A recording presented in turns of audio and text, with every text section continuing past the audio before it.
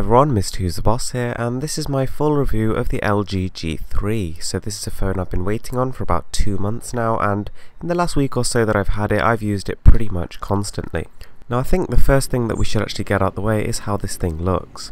The LG G3 is the best looking phone I have ever set my eyes on. It's a beautiful brushed aluminium gold finish, yet it actually retains a plastic body, which is good for weight and cost reasons. On top of that, it's got these beautiful buttons on the back, and the camera is really nicely situated. On either side of it, we've actually got the dual LED flash, which works incredibly well, and the laser autofocus, which I'll talk a bit more about later.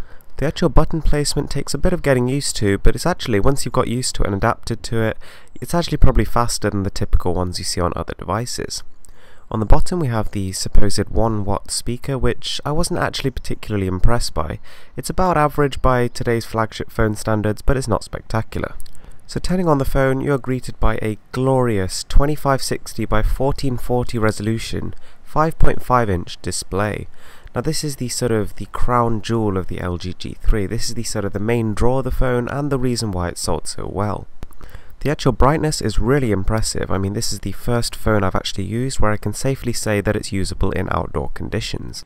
However, I would say that colours are slightly on the muted side, and to be honest I would rather they were a little bit punchier. So as for how this display compares to say a 1080p panel, well, to be honest, in most scenarios you literally can't tell the difference, and that's, I suppose, one of my big complaints with this phone. However, I suppose it does come into its own when reading very fine text.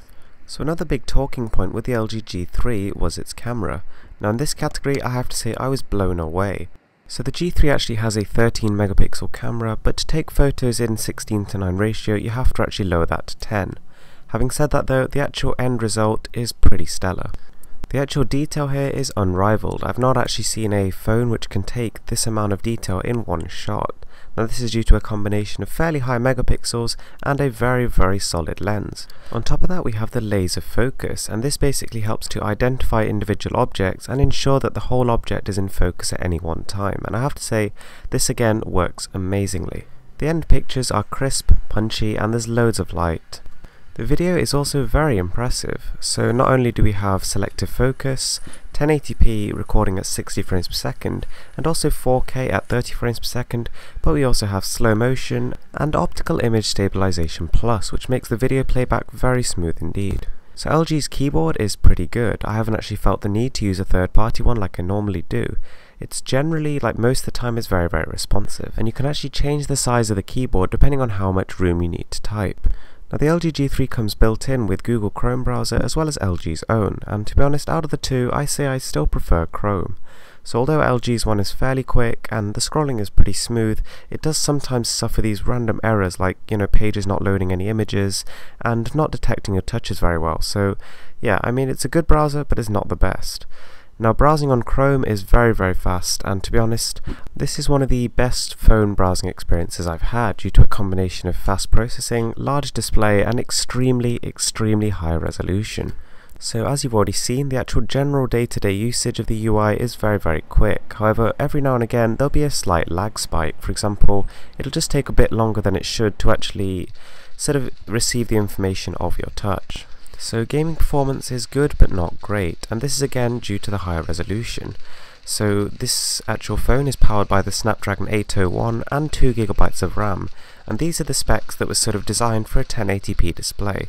So if you actually had this specification on a 1080p phone, the performance would be flawless.